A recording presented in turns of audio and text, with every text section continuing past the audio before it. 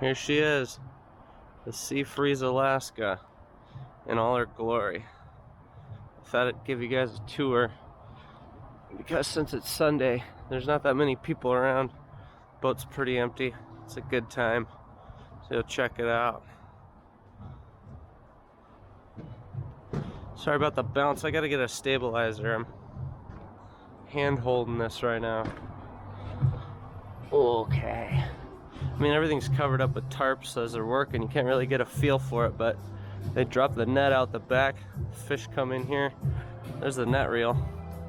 Oh man, they're barbecuing lunch. Look at this. You gotta watch where you're stepping. Ugh.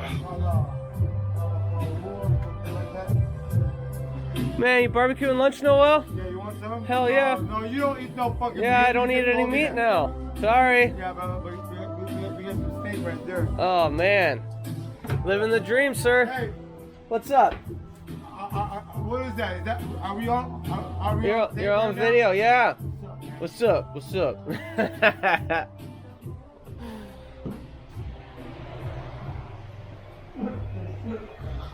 And the lid for the crane hold is shut, but the fish hold's down there under those doors. Got the break room, and then the galley. Pretty darn nice galley in here. They say, don't put fish in the microwave, it makes it stinky. And there's like 3 or 4 different ways to get down to the engine room, but I'll take you the most popular way. Past all the cabins, they sleep anywhere from 4 to 10 people in these tiny rooms. Got some high quality bathrooms.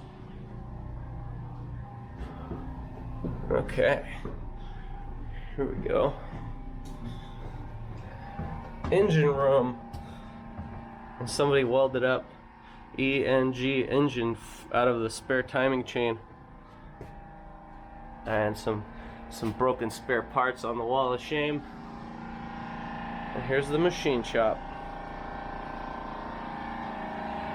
Always hanging out in here, having break every morning. Talk to the guys. Okay. Down in here, this is all the controls, the electronics for the engines. This stuff is old school. Don't ask me what it does, I don't understand most of it.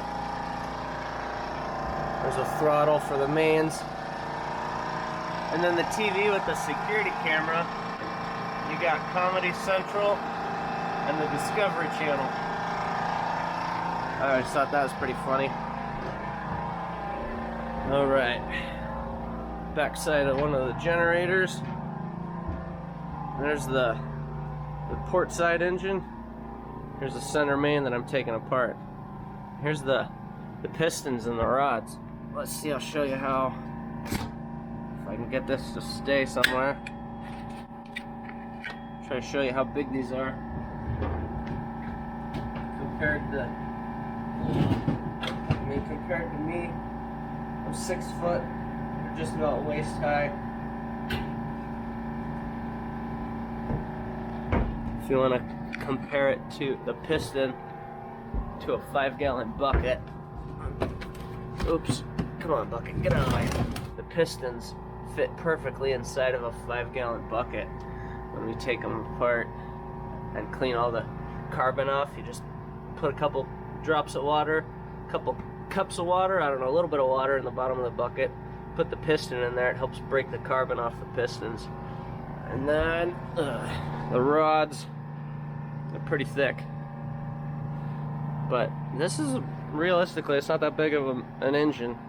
That's 200 millimeter bore size. Here's it all taken apart. I pulled the liners out. The point of the liner, if you know anything about car engines, and your piston goes south and you blow the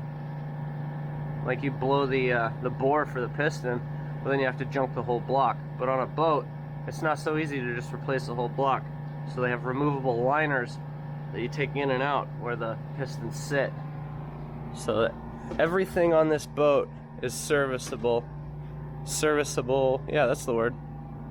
Anyways, everything is serviceable individually. So we go over here to a setup engine. Each engine has a separate fuel pump, and it has its own injector, obviously. Each cylinder head can be replaced one at a time. Everything you need to replace, you can replace in smaller pieces. And the port side cat over there. And then, let's see. Treacherous to walk around this thing. There's the new starboard cat generator they finally got installed. The old starboard main. And here's where I'm working, the fish hold. They had to cut the wall open to get that cat engine through here. There's the old plate. You can see the service hatch in the center, but they had to cut it out crazy to make it fit. Oh, let's see. So I'm working on the cylinder heads right now, transferring pieces from the old ones that I removed to the rebuilt unit. This is an adapter to the intake, from the head to the intake manifold, a little air horn as we call it, and then this oil pipe. I got to transfer this over, and then I had to transfer all these little nipples over too. So you just got to carefully look and see what pieces are missing on the new ones, and get it all transferred. And then, man, you can see this is right here on the ground, one of the stanchions.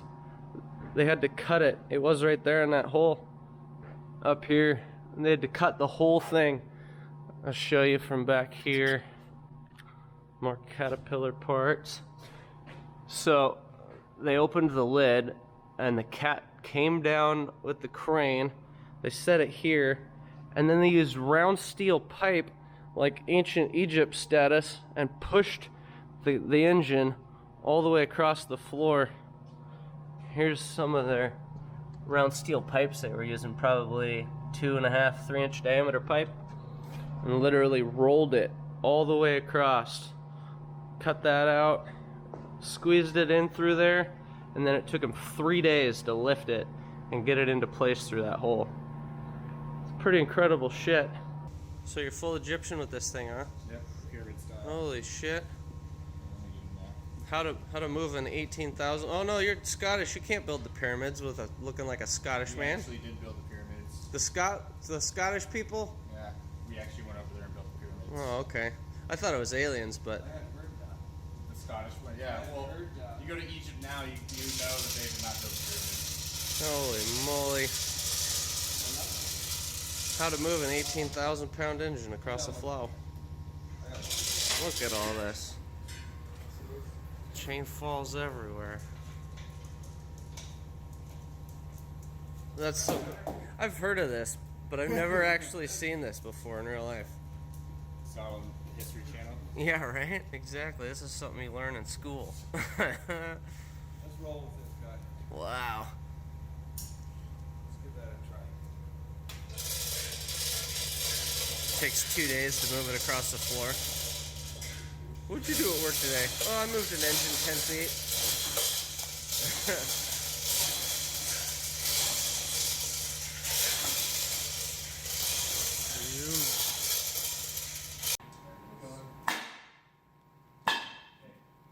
All right. One more.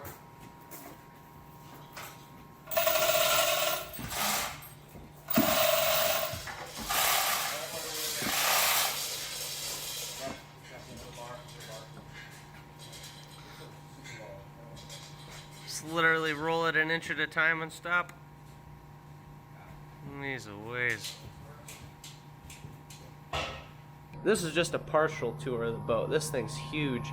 Up above me here is the processing factory. So the fish come in, go into the processing factory, it gets the heads cut off, the guts pulled out, all sorts of stuff. And then they freeze the fish, put it in a brown paper bag, and then they just stack it. So this fish hold will be floor to ceiling, just stacked with frozen fish. until they can offload it. It's a pretty cool process. But anyways, that's the end of my short tour. I'm gonna let you guys go, and I will talk to y'all later.